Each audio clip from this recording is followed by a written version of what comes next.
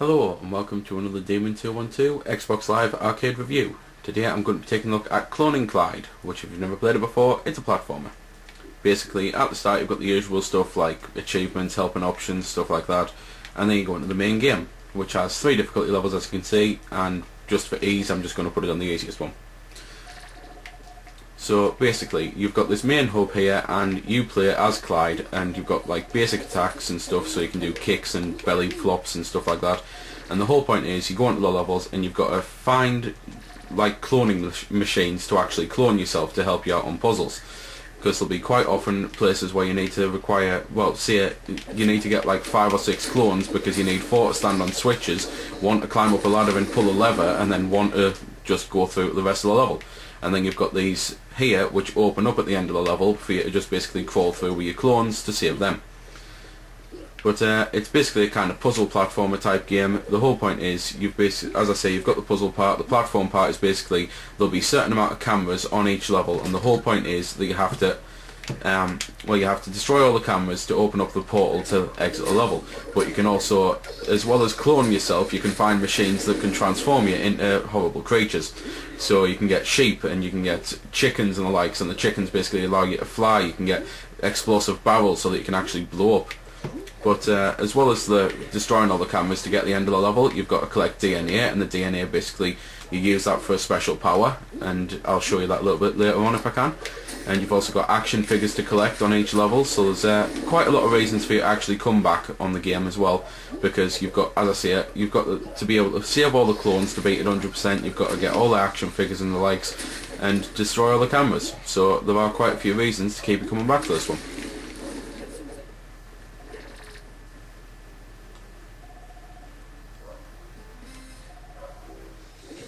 But anyway, this is basically the super attack, and as you can see you just go mental and pretty much destroy everything on the screen.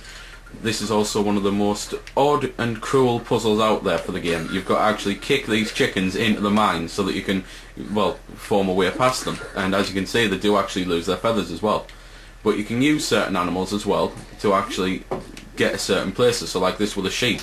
The sheep jumps really high, so you can use this to get to certain places. And when you actually manage to clone him, then he gives you that power of being able to jump really high. But other than that, there's not really much else left to say about the game, unfortunately. Although there are quite a few cheats for you to unlock as well, and the cheats are basically mad things like, well, being from costumes, so you can have a Franken Clyde or Mini Clyde or something like that, or you can actually have the Mutant Clyde, which is pretty funny for the likes of, he can actually do pretty much everything on the game with the exception of the high jump, which you don't need that when you're able to fly. So this is basically the explosive part of it. You can just run around and blow everything up if you want to.